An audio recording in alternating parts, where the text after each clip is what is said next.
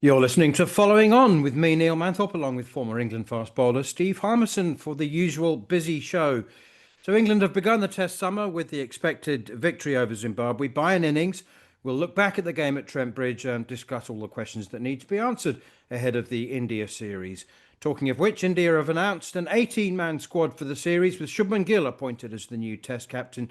Renowned cricket writer and author Sharda Ugra will join us to pick the bones out of that. And Leicestershire head coach Alfonso Thomas joins us as they move further clear in Division 2 of the County Championship with 4 straight wins. And as always, we'll round up some of the week's other big stories and we'll bring you the final word. So plenty to come over the next hour. This is Following On. Well, Homie, England bounced along to an emphatic innings and 45-run win over Zimbabwe. I listened with interest to your immediate analysis post-match, in which you gave the bowling attack 5 out of 10. Have you reconsidered? Are you prepared to give them a 6 now? No, I'd give the three seamers a 5 out of 10. I wouldn't say I'd give the bowling attack. I thought, obviously, Shoaib Bashir, 9 wickets in the match. You've got to give him, obviously, a huge amount of credit. I thought he bowled some beauties, absolute beautiful wicket-taking balls. But Ben Stokes bowled fantastically well in his short bursts, which is what a lot of us want him to do for the foreseeable future, to try and keep him, his body in one piece. But I think the other three, the Sam Cook, Gus Atkinson, and Josh Tongue, I think that's what I was meaning about 5 out of 10. England have got a top 7. That'll go between now and Sydney. Jacob Pethel might come in, but I mean, now you've given Ollie Pope the chance to score runs and Zach Crawley the chance to score runs. They've cemented their place back in the England group. That 7's going nowhere. The problem for me has always been Bashir was probably always going to play because Ben likes to play a spin bowler, and then it's the other 3, and that for me is a difference between beating India and not beating India. Going to Australia and giving themselves a chance. And that 3 is massive. It's huge. 3 seamers are huge to go with Bashir and Stokes. And I don't think these 3 that played in this first Test match hit the heights they probably could have. It wasn't the Sam Cook that plays for Essex. Well, all the due respect in the world, he looked nervous in the first innings, overpitched, bowled a bit short. It wasn't the same sort of line and length bowler that we were expecting. He was better second innings, but still looked at times either a little bit too full or a little bit too short for international pitches, which are flatter and against a little bit better opposition. Gus Atkinson, I mean, he had a good summer last year. I don't think he's recovered from the white ball legs of last winter and after Christmas, where he wasn't the same. I mean, even in New Zealand, Gus was up until the hat trick, and apart from the hat trick, he looked as though he bowled the way he bowled at Trent Bridge, and the same Josh Tongue. It's hard because you're not. I mean, to bowl to a plan, bowl to a field, I didn't think they did. Both sides of the wickets. There were times where England, I mean, there was 1 or 2 deliveries where England had 6 men on the leg side. And I mean, the ball went back foot punch through cover point, 4. I mean, that's not bowling to your field or bowling to a plan.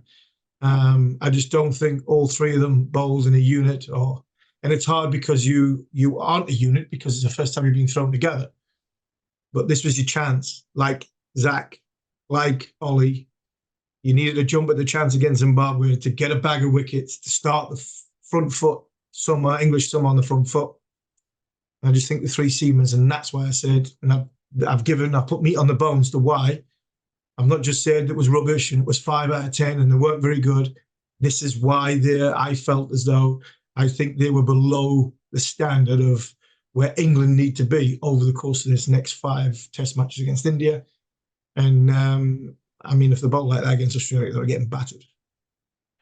I want to ask you about Shoaib Bashir. I know that you've spoken a lot, often, with great enthusiasm about the belief and confidence that Ben Stokes infuses in him and what a different cricketer he is.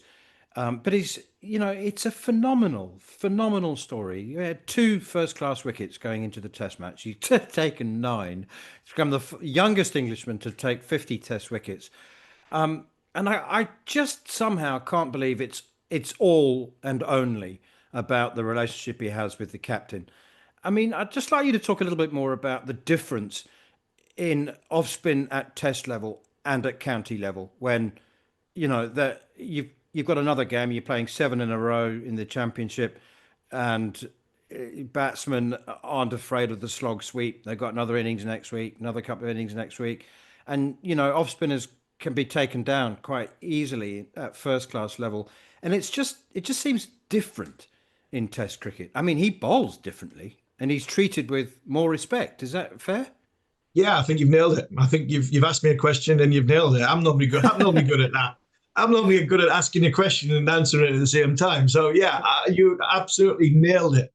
And to put a little bit more on top of that, yes, the slog sweep, and it's easy for county cricketers to sort of be aggressive and come at him. You've also got defensive captains who potentially don't understand the character of Shoaib. Do you know what, man? As I drove away from Trent Bridge the other day, and I'm driving home, and when you're driving by yourself, you can get in deep in thought. I mean, I wasn't listening to anything other than I was actually listening to the Sunderland game. I was listening to the Sunderland now. I was listening to talkSPORT's coverage of the Sunderland game, and it was brilliant. And I'm pleased that Sunderland got promoted because I like it. This area is good for both teams in there. And while I was listening to the game, I was thinking about Shoaib and what he's come through. I mean, this is a kid who hasn't come through a system. He hasn't come through a pathway. He got released by Surrey. Somerset don't really want him. Glamorgan didn't really treat him very well. And I'm trying to be as sort of diplomatic and respectful as I possibly can. But here I have a 6'5" off spinner with like Monty Panesar huge fingers who can rip down the side of the ball like you'd not believe. And I rewound back to my time and looked at, is there anybody I played with? And it's going to sound ridiculous, because I'm always good at making ridiculous statements. But I remember when Jimmy Anderson came into the England cricket team. And I mean, Jimmy Anderson could bowl an away swinger, an in-swinger, a bouncer, a yorker, a slower ball. He had the lot. And he bowled them all in 1 over, and sometimes went at 6 and over. And sometimes he bowled 10 overs for 70. But he bowled a ball out of absolute nowhere, which, I mean, started at leg stump, clipped the top of off stump, turned a batter sideways, who averaged 45 in Test cricket, and off he popped. And I mean, that's what Jimmy did when he first came into the England cricket team. By 2008, he was an established member, leading the pack and everything that comes with it. Now, I'm not saying Shoaib Bashir is going to go on to do what Jimmy Anderson's done, but this is what England's seen him. I look at Shoaib Bashir, and if you just look at the wickets in isolation, this kid bowls wicket-taking balls. And because he bowls wicket-taking balls, I like the fact that England think, right, we see the best version of him as that, and let's see if we can get him to that. Because in international cricket, as a spin bowler, if you can take wickets from nowhere, you're worth your weight in gold. It's up to the captain to look after the rest, give him protection, make sure the fields are right, pump his tyres up. Good players come down a wicket in the modern day and franchise cricket with white ball, bang, smack. Give him confidence. That's what Ben Stokes does to him. So I've not changed my view on Shoaib. I still think in tight games where if we haven't got enough bat or not enough runs in the batting, he could be a luxury we can't probably afford if we haven't got really 3 frontline fast bowlers that we are nailed on with. But if we've got 3 reliable fast bowlers and Ben Stokes, I mean, Shoaib Bashir can bowl a ball like Graham Swan and take a wicket. The thing that Shoaib Bashir can't do, well, I'm sure his chat's a bit better than Swanee's, but he can't give control like Graham Swan. Rewind back, he's still young, he's still developing. So we need to give him a chance. And that for me, I will always look at the best in somebody and seeing if we can build them to that best. And I think that's what Ben and Brendan are looking at. So when I came away and driving back home, I was looking at that going, he got 9 wickets. He bowled some rank long hops. He bowled a couple of bad spells. He bowled some full tosses.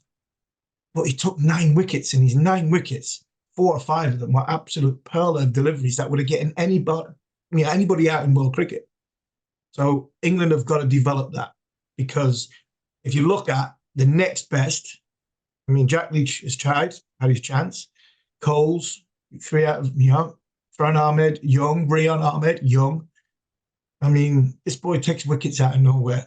And that's something I think England see and want to persevere with. And, I'm pleased for it. It was the overspin and dip that was so impressive. Just very quickly, we sometimes make a little bit too much about history and symbolism, but Zimbabwe, I mean, were you aware of what it meant to them? Yeah. And I mean, they got belted by an innings and 45 runs. And yet, I don't know. I mean, cricket is about making friends as well as winning, and they were never going to win. But were you aware of the joy that they and their supporters brought to the game?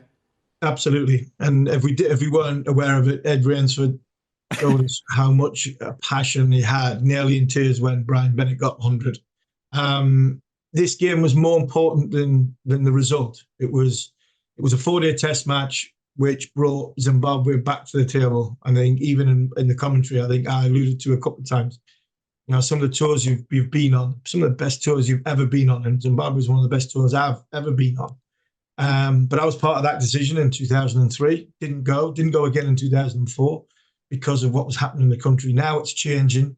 Now cricket is at the forefront. Test match cricket for Zimbabwe, 11 test matches this summer. When South Africa are playing none, that tells you, what they're prioritising in Brian Bennett, like I said, right at the end and following on. There'll be school kids in Harare and Bulawayo, 12, 13, 14-year-old watching the TV going, playing against England, first time in 20 years. I want to be Brian Bennett, and hopefully that'll be good for Zimbabwe cricket. The colour, the atmosphere, and everything that was going on in that 3 and a bit days was just beautiful for cricket. Yeah, they've been through some tough years, decades, and I've seen it close hand, so it was really, really special. You're listening to Following On with me, Neil Manthorp, alongside Double Ashes winner Steve Harmison.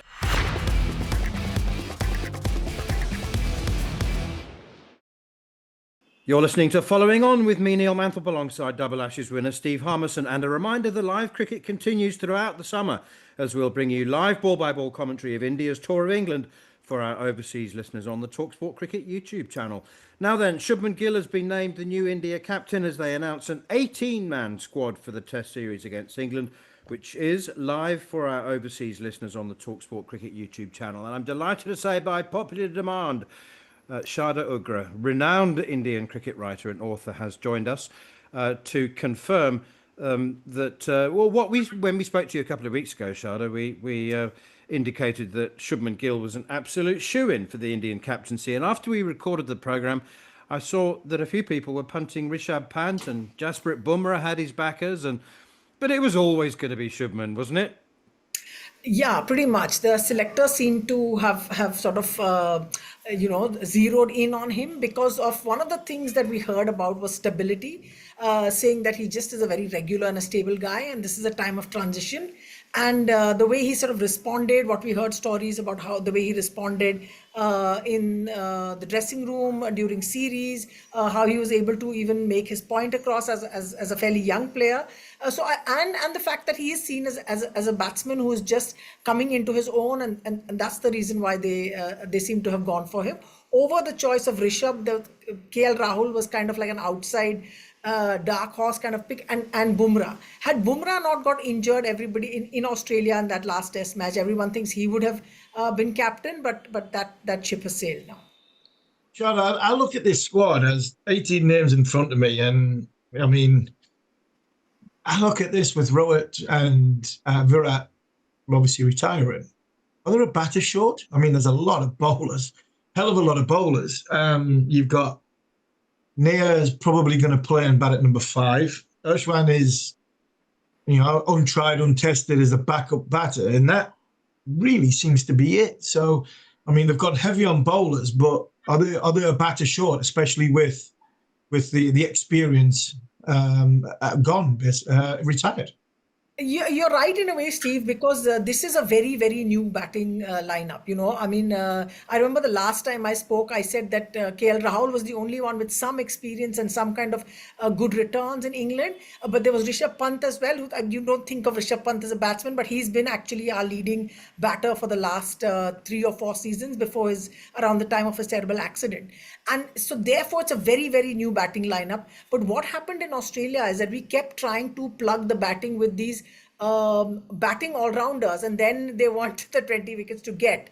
So I think they're trying to find a balancing act. What they've also done is that there's this parallel A tour, they call it the shadow tour, that's going on at the same time. There's 7 guys who will be playing who are on the A team that are on the test team to England as well.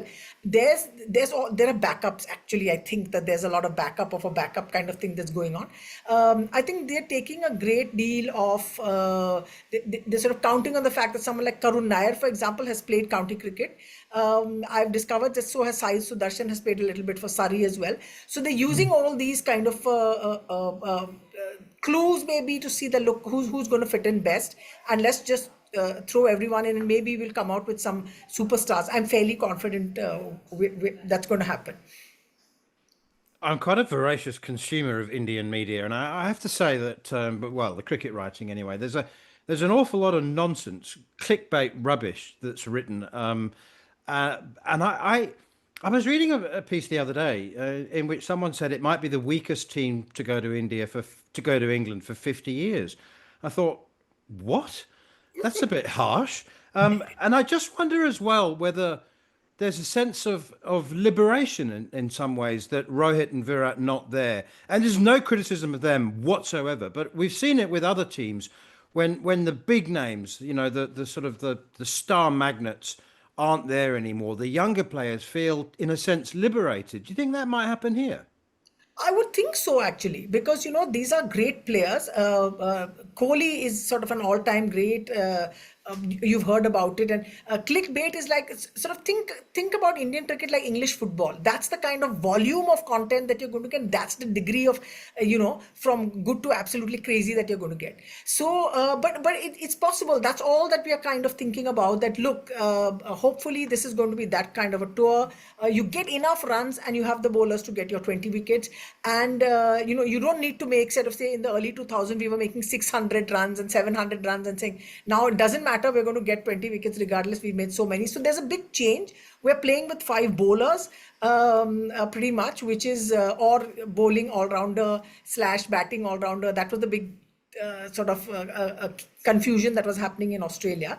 But I would say that you're right that new people, a completely new and a young team, that happened around the time in 2000, Neil, when post match fixing, a lot of the older players left, and suddenly all these young guys said, okay, now we are the seniors in the team, and then you had a new sort of chapter come through. So I'm fairly optimistic about this being the beginning, at least, of something fun and entertaining and good again.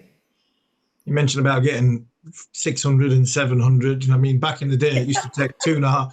It used to take 2.5, nearly 3 days. Now it takes 4.5 sessions. So the way these guys play, and is there a worry?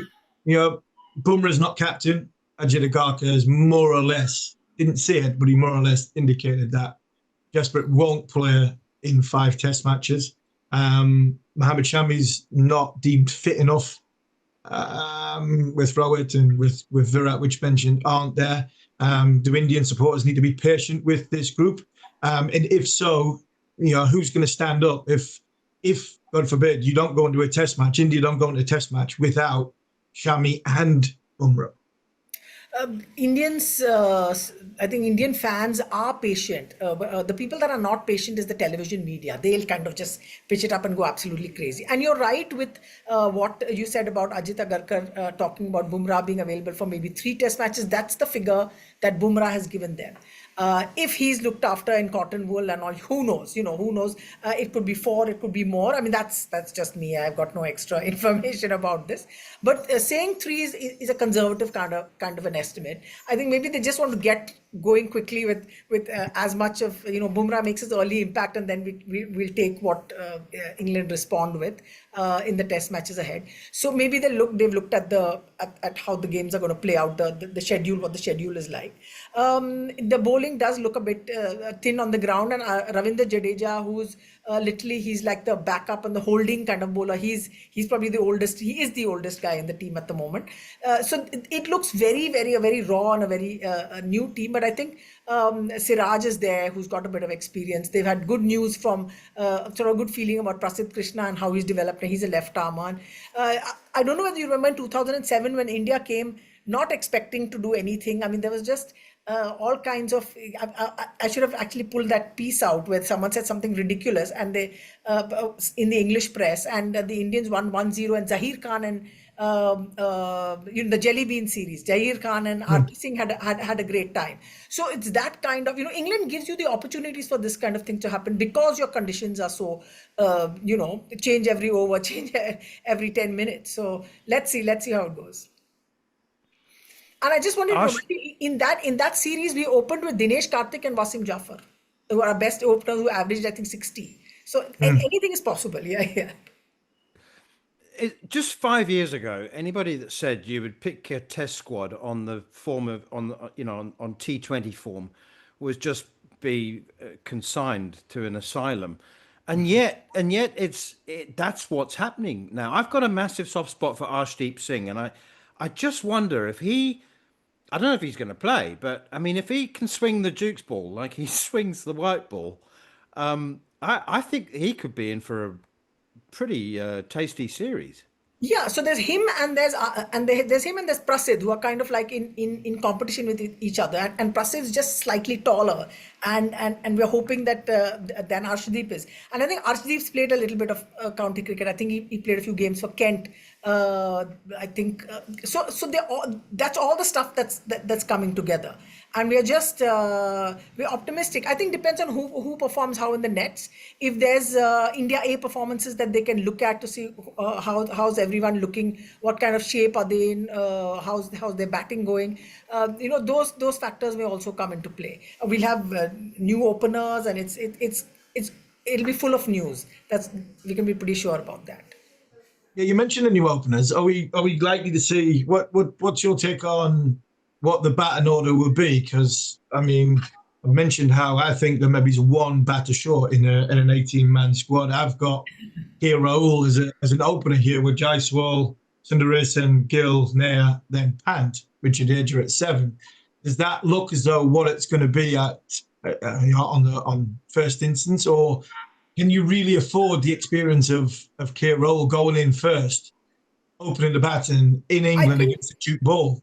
Because it moves, and you get Keir Rahul early, and all of a sudden there's a lot of experience in that batting unit gone. Yeah, that's sort of worst case scenario. Best case scenario is the other way around. KL Rahul's career goes from having incredible centuries to having a patch where nothing happens. So we're waiting for the incredible century in wherever he turns up to open. But what you're saying is the order that everyone's pretty much going with, which is Rahul, Yashasvi, I think Gill at 3. I'm again, this is ridiculous because I've missed one batter right here. Pardon? Sundaresan, sorry. Sundaresan at 3, Gill at 4, Pant at 5, and then Karun Nair at 6. That's the conventional kind of wisdom that's going with it. And then you've got Prasidh / Arshdeep, depending on how they're doing, Siraj, Bumrah, and then you'll pick between Kuldeep or Ravindra Jadeja. I think I've got them all. I think Harmy might be referring to Shreyas Iyer. In an 18-man squad, no Shreyas Iyer. What's he done wrong? Just the kind of he had a bit of a skirmish with the selectors. I think last season or the season before that, and he was told to go back and play first-class domestic cricket, which he did. But they haven't picked him this time, and they've gone for younger sort of players. And I think Karun Nair will just feel, everyone's really relieved that Karun Nair's got a chance back. Sarfraz Khan is the guy who actually has reason to complain. There's him and Ishwaran, who spent a lot of time in Australia, but didn't get a chance to play, even though the batting was dire. So in an Indian batting lineup, there's tons of people that have all they feel that they've been hard done by, and it's fair. I mean, the argument is logical, as is the response that you get from the selectors. Like, look, we can't pick 25 people, so you know. And now you've seen England play Zimbabwe. You've seen India's 18-man squad. Come on, prediction. Where do you think this series? Where do you think it's going to be won and lost, and who do you think it's going to be won and lost for? What did I did make a prediction last time. I said something. I think I said something completely okay. Okay. Now I need to say this well, because people go crazy if I don't say India 2-1 or something like that. But I think we are looking at it's going to be 2-1 either way. It's going to be 2-1 either way. You're expecting a lot of rain then? Pardon? I'm saying you're expecting a lot of rain, because I can't see any draws between these two sides. England don't play for a draw, and I look at this India side, and if they're going to score, they don't play for a draw either. Exactly. It's not 3-2 either way on it for me. What's your prediction? Mine's 3-2 either way. I think England win 3-2. Okay, so then I'll say 3-2 either way too. That sounds good. Okay, and just to finish off, the question for me is, are India underdogs? Are you making England favourites? Yep, I am. You are? Yeah. Okay. I mean, it'll be a really, really tough series for the Indians to compete. It'll be great because there's just everything is like, it's like an unwritten script, you know. So, yeah, I'm looking at it in that way. I'm not looking at it like the sky is falling, you know. So it's. Sharda, I do hope you'll be able to spare some time to come on during the series, because Sure. I mean, it is so mouthwatering, and to get your thoughts as we go along will be absolutely brilliant. But thanks once again for your time, and we look forward to next time. That's the brilliant Sharda Ugra, renowned Indian cricket writer and author. And a reminder, you can hear live commentary of India's Test Tour of England on the talkSPORT Cricket YouTube channel if you're overseas. You're listening to Following On with me, Neil Manthorp, along with former England fast bowler Steve Harmison. Next up, we'll look back at some of the week's county championship action and speak live to the Leicestershire head coach Alfonso Thomas after another win.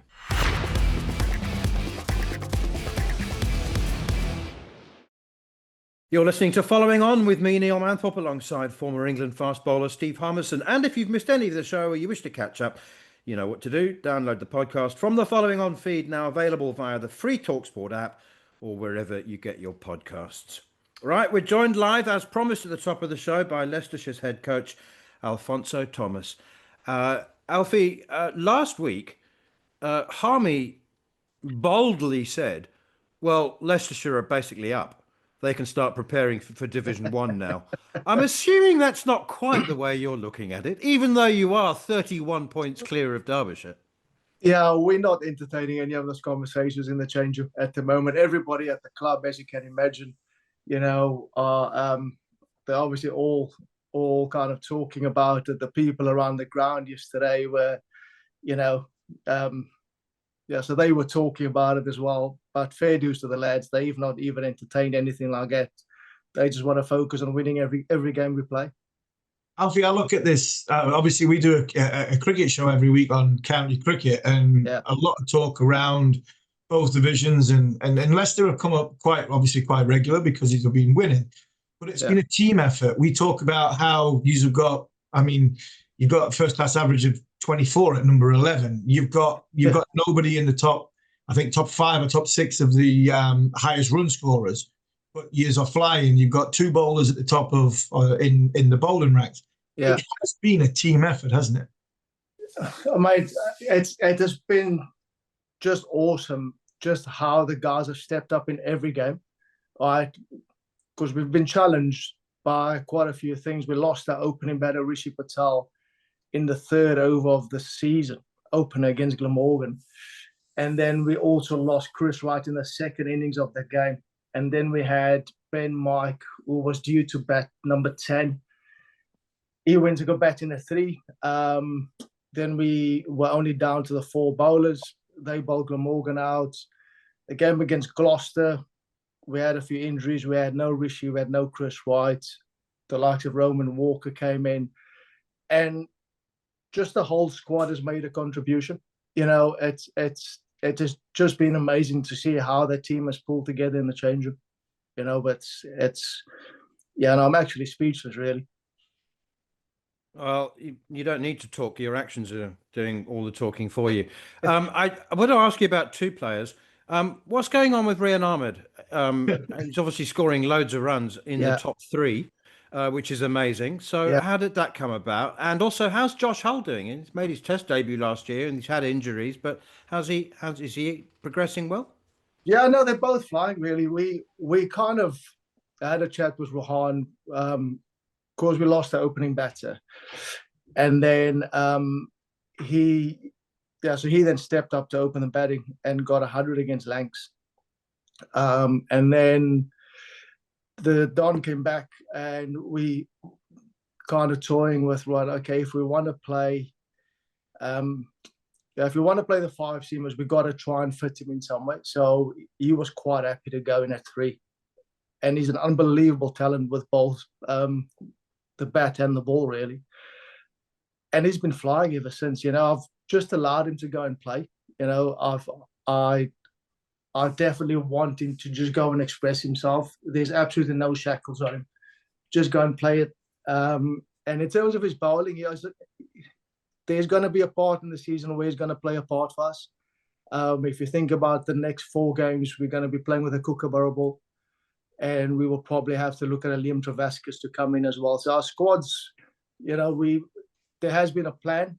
But I think the next 4 games, you will probably see Rohan coming into his own and then still batting at 3 and hopefully taking us a few more wickets. He's been fantastic to have to just bowl at the tail as well. He's been awesome. In terms of Holly, we've had conversations and he's bowling fantastically well. He's bowling very quick and he's swinging the ball, and that's good. Because that was something that we had to work on a little bit just to get him to swing the ball consistently. And he's doing that, and he's kind of fitting in nicely into that 5-man seam attack because he gives us the X factor that we need. And you've also got Ben Green, who's on loan from Somerset. Yes. Somewhere, obviously, well, because that's where you played your cricket, and a huge part of your cricket. The loan system, it works, doesn't it? It really does work that if players aren't getting a game somewhere else, I've always been a believer that if we've got 450 professional cricketers in this country, you've got to get them all, the best ones playing in first-class cricket, because we need the pool of international players. And I know Ben Green might not play for England. Yeah. He's going to raise the standard for players playing in this country. Yeah, no, so this was something that we looked into over the last 2 years. Where we're in Division 2, there's a lot of good cricketers that's not playing in Division 1. Yeah, so we thought, just in terms of the budgets, we can't afford to go and sign players for 3 years and hopefully they come good for us. We just can't afford to do that. And I kind of tapped into my links with Hampshire. We had Scott Curry last year, who also came in and did well for us. And I knew Greener pretty well, and I thought that he would fit in really nicely into those 4 seamers that keep it tight for us, he's just been excellent for us, really. And I'm hoping that they don't pick him in the 40 side for the boys down in the southwest, really. Alfie, you had many, many happy years with Somerset, as Harmy just mentioned. It was a very happy marriage. It almost feels like, there's a divorce, really. And now, how are you in your second marriage? Are you developing the same kind of love and affection at Grace Road? And I know that they're loving you. I've definitely found my second home. The guys have been excellent. From the CEO, the chairman, my director of cricket, as obviously Claude Henderson. They have been very supportive, and I think the club's going in the right direction, mate. Definitely going in the right direction. And you've got Shah Massoud coming in, so in theory, I would imagine you've got have you got a tough decision to make with your overseas? But Shah Massoud's that when you're 31 points clear of at the top, not a bad player to come in, is he? No, it's definitely not. He's actually just flown in this morning and he wants to have a hit tomorrow. So he's coming into our T20 side, really. And it's just, so he'll be available for the championship games. And obviously going into the Kookaburra games, we would probably have to look at how, just into the combinations, how we want to go. But at the moment, it's going to be tough to leave one of these boys out. And yes, I know we've got an international quality player there, but it just means I need to lose Logan van Beek. And he has been phenomenal for me as a senior bowler. You know, he has been fantastic for us. So I've got Looking ahead. So I've got a headache, just to answer your question. That's good, though. Absolutely, mate. Absolutely. Looking ahead to the white ball stuff, Leicestershire have got a very good record recently, haven't they? Yeah. I mean, you won the One Day Cup, and the Blast, I think you 3 or 4 times. Won the Blast. So that must lead to a kind of inherent confidence when you start the white ball part of the season. Yeah, no, you'd like to think so, but I've just lost Rohan to the England Lions and to the white ball team with England. I've just lost Josh Hull as well to the England Lions team, and Ben Mike, who's also a match winner for me, has done a hamstring. So yeah, so I think I'm close to putting the boots on myself, which I don't really want to do. But yeah, no, it's going to be another challenge for us, but it's something that we're quite looking forward to, and there is probably going to be a chance that I'm going to have a young Alex Green, who's been with the Young Lions, who I might have to blood into our T20 team come Friday. But, you know, it's just another opportunity for one of our youngsters to go and play on Friday night, and hopefully he passes the test. But at the same time, I know I've got to be patient with him. He's only 18 years old. Yeah, the boots might fit, but the shirt would never fit me again. So there's no chance Mate, putting the boots back on. But, you know, just a couple of observations in one here. You know, that must be exciting to give a young kid, Alex Green, if he's 18 years old, because, I mean, there's no better environment, you know, better than anybody else, Alfonso, that when you come into a winning side, you come into a great dressing room. Yeah. You fulfill your potential when you do that. And on that, you've played a lot of cricket in England. You've done a lot of white ball stuff. You've played a lot in Somerset, a lot in South Africa. Over the course of, I think, I don't know, I can remember the first time I've sort of played against you, early 2004, 5 time. Where have you seen? Because there's a lot of people not county cricket from higher up, i.e., people who pick the England team. Yeah. They're not county cricket. Where do you think county cricket's at from where you've seen it? Because you've probably been around the system as overseas. Yeah. 20 years? It's been 17 years that I've been involved in county cricket now, you know, both as a player and as a coach. To me, I think there's a lot of focus on white ball at the moment. You know, I've had a chat with Benke over the last couple of days when we played against him, and he says there's a lot of focus on white ball cricket. But I just kind of went, if I can get the red ball team good and consistent, that tends to filter into white ball quite a lot. You know, so I'm definitely a purist, although people know me with the white ball stuff. I absolutely love red ball cricket because, as you know, that is where you learn your skill. You know, definitely as a bowler, that's where you really learn about yourself. But I think it's important that we still look after the forward game. You know, there's a lot of focus on white ball cricket and how they want to play it. And yes, I'm all for the attacking brand. But if I just take my team at the moment, there's no way that I can go and get my team to play a kind of baseball kind of style. But there's obviously many ways to skin a cat. But I think just in terms of county cricket, I think it's definitely in a good place, man. Definitely in a good place. There's a lot of exciting youngsters that is getting a lot of opportunity, a lot of exposure.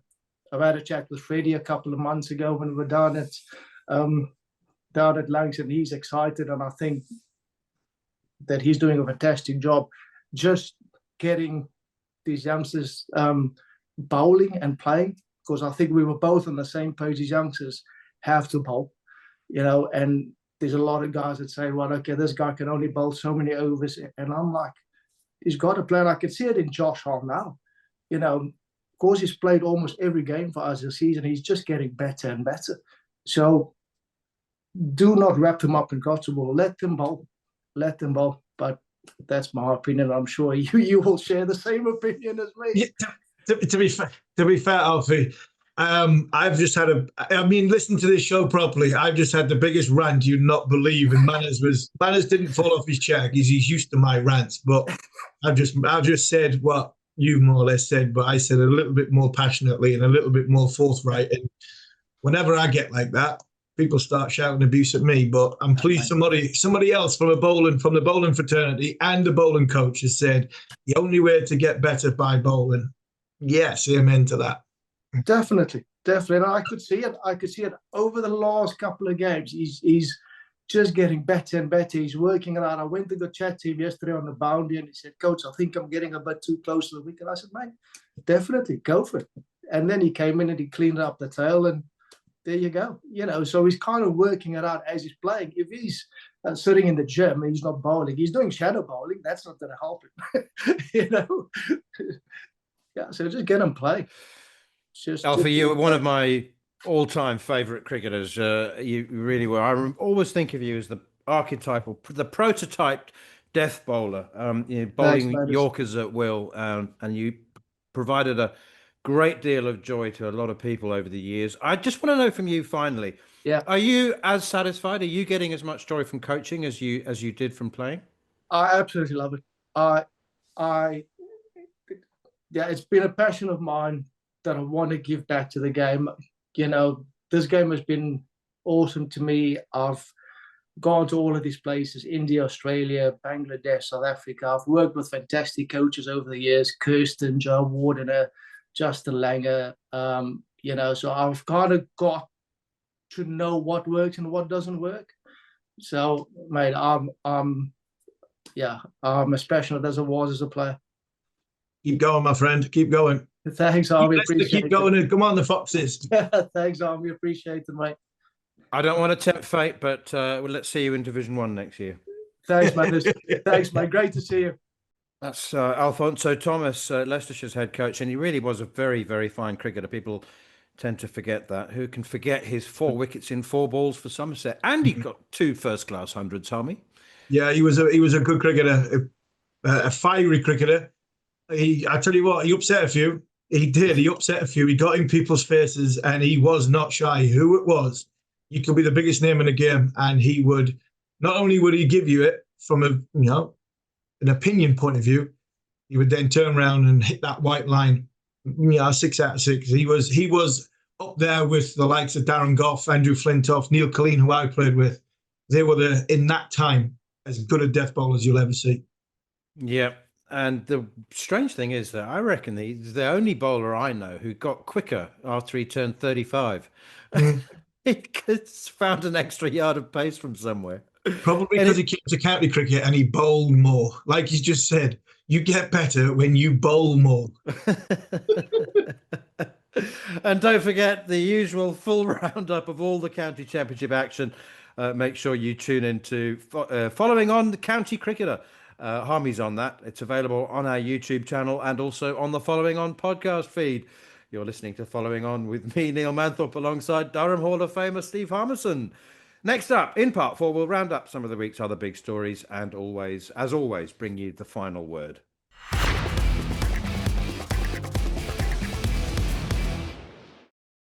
You're listening to Following On with me, Neil Manthorp, alongside 2-time county championship winner Steve Harmison. And a reminder, you can subscribe to the talkSPORT Cricket YouTube channel for plenty more content, including weekly episodes of Bumble and Kimber, exclusive interviews, and a whole lot more. Okay, on to the other stories that have caught our eye.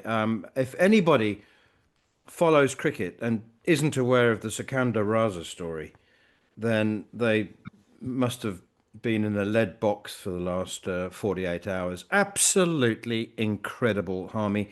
Test match finishes in 3 days. He drives to Birmingham, takes a flight to Dubai, can't get one from Dubai to Lahore, has to drive to Abu Dhabi, which anybody's done that drive, that may be the most terrifying part of the whole trip, is still on his way to the ground, the Gaddafi Stadium, when the toss is taking place for the PSL final. Having played in the first eliminator, remember the Lahore Calendars had to play in both eliminators to get to the final, walks out to the hugs and cheers of the owners and takes a wicket with his second ball and scores the winning runs. I mean, it's just, what did he say? Dinner in Birmingham, breakfast in Dubai, lunch in Abu Dhabi, or dinner. I mean, it just, and he could, it all wouldn't have been possible if the test match had gone 4 days against England. It's just the most extraordinary story. I just don't know what to make of it. Yeah, I loved it. I loved it. Do you know what? There'll be people that go, you know, he'll be on a match fee, he'll be in an appearance fee or whatever. Bonuses for winning it if he was playing. Do you know what? That's more than money. That's somebody that wanted to go and play cricket. That's somebody that wanted to go and play cricket. Yes, he'll getting paid a decent chunk for winning the tournament as a bonus. But he played in the first eliminator, so he would be getting a decent chunk of the win bonus anyway because he was part of that squad. So that was a guy who's done. Yeah, he wanted to play for Zimbabwe. Said beforehand, I will play for Zimbabwe in Test cricket when I can, in big series. I will play in white ball cricket for Zimbabwe over anything else. But obviously, you have to earn a living, and the franchise stuff is something that is important to him, and he needs it from a financial point of view. But I mean, he could easily have sat there, sat in the dressing room, took his flight back to Zimbabwe and gone, well, I hope the Calanders go and win because I'll get a big bonus if they win. If they don't, well, then fair enough. I didn't have my chance to go and play in the final.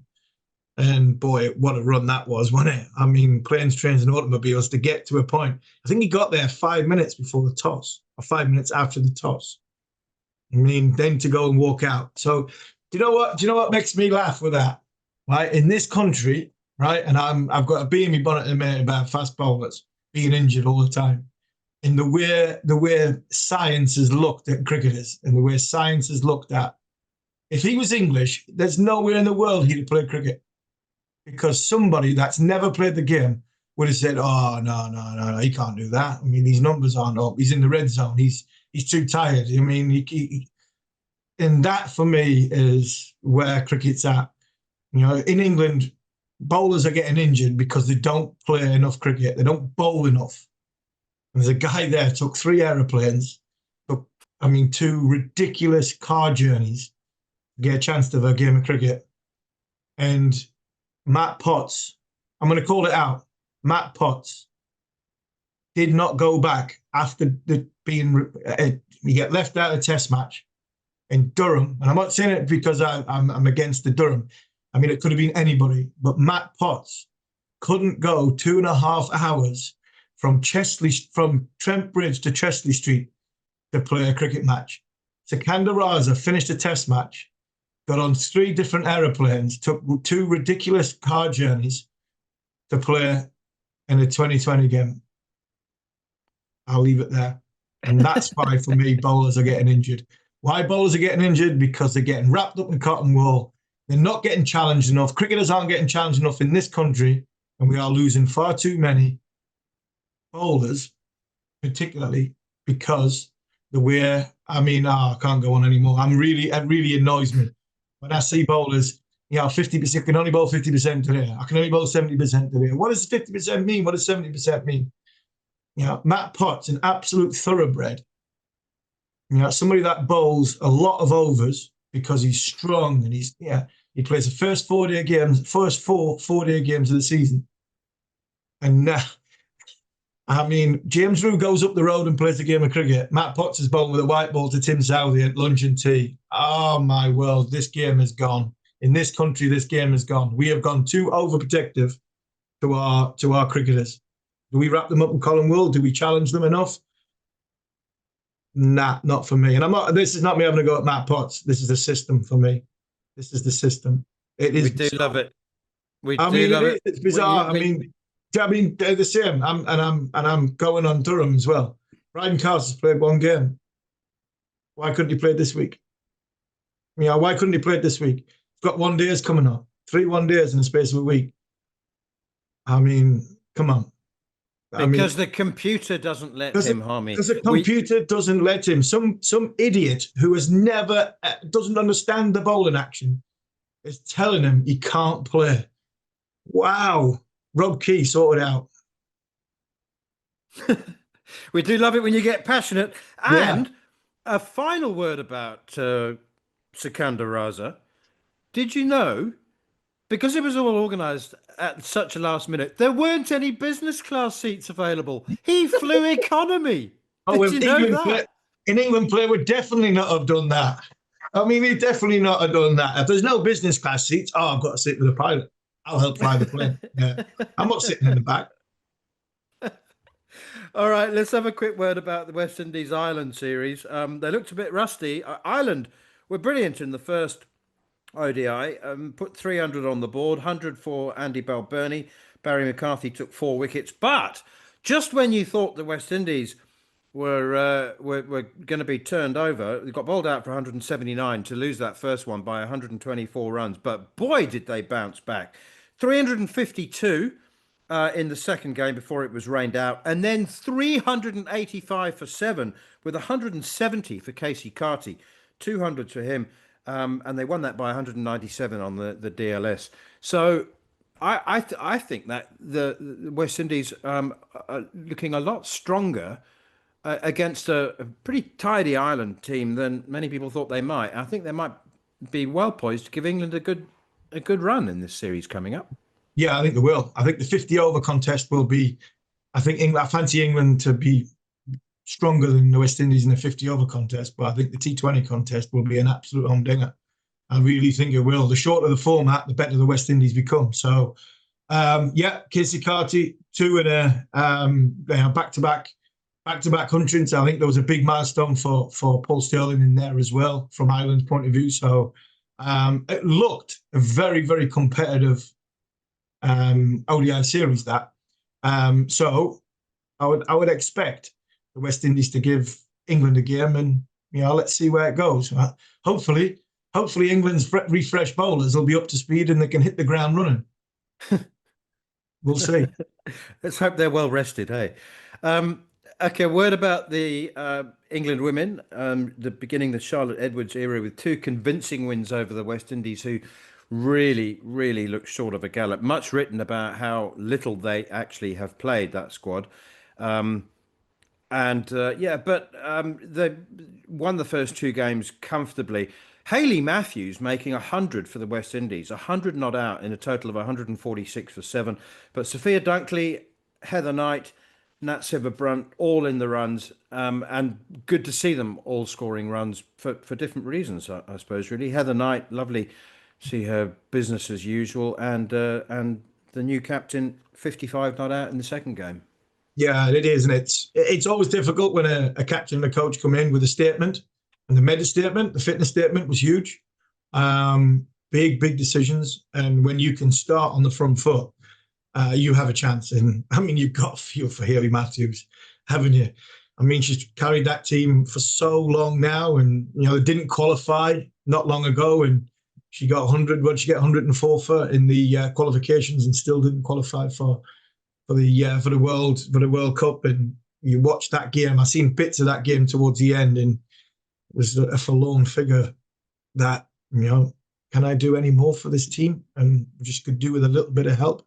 But what a cricketer she is, Hayley Matthews, but what a cricketer England's got leading it as well, Nat Brunt. I thought she captained the team very, very well for the bits I saw. Okay, well, just to confirm, Hayley Matthews, 100 not out of 67 balls. The next highest score was 17. On to the final word, and we're sticking with the West Indies theme here. Matthew Ford equalled A.B. de Villiers' record for the fastest half-century in ODI cricket, 16 balls. In that second game, in the third game, when they made 385. And my question for you, Harmy, is: I remember when I think it was Cliff Thorburn made the first televised 147 break, and John Lowe the first ever televised 9 data. Yeah. And they were like historical moments, and they're now sort of almost run of the mill. Mm. So my question is: will we see a 9-ball 50, which is the equivalent of the 147 or the 9 data in international cricket? A 9-ball 50, that's the quickest it can be. And if your answer is yes, will it be in our lifetime? Yes, it could be. I reckon it. I reckon we could see something stupid like that. Maybe it's not in international cricket, but I think in franchise cricket we might see it, and I think it'll be possibly sooner rather than later. So, yeah, Matt Ford doing what AB de Villiers done, 16 balls, 9. That's a long way off. I mean, if he goes to 15 to 14 and then that, yeah. But international cricket, maybe he's not. I would hope that a skill set of a bowler in international cricket will get at least one through the batter. But now the way these bats are, the way the ball flies, some of the boundaries that we play on, yeah, wouldn't surprise me somewhere like Hyderabad, where the Sunrisers play and get 270 and 20 overs every week. Somebody's got to come in at the end and possibly hit a 9-ball 50. Interesting, wouldn't it? Who would be a bowler now? Not somebody that reads books and as a sports scientist. He's got no idea what's bowling. You could be in your bonnet today, haven't you? I haven't. Okay, final word. North London Cricket Club, third 11, being put into bat against Richmond CC, scored 426 for 6 off their 45 overs and dismissed Richmond fourth 11 for 2 to win by 424 runs. Do you know what? When that came through, I could not stop, not so much not stop laughing, but I thought to what our final words a couple of weeks ago, I thought this must have been, right, it's been a rain delay, we've got a bus, we're going out, we've got no time to finish the game, so, we've had two off 2 balls and we'll forfeit the next 10 wickets and then we'll tottle off. I didn't expect them to get bowled out for 2 runs, but hey, this game is a great game. And it's loved and played by everybody. And possibly Richmond CC, fourth 11, might need to spend a bit more time in the nets because, to lose a game by 424 runs or 45 overs, that irrespective of how many you scored, that's a big, big, heavy defeat. You've been listening to Following On with me, Neil Manthorp, along with former England fast bowler Steve Harmison, and we'll be back the same time next week to look back at the opening couple of ODIs between England and the West Indies. But for now, this has been another edition of Following On.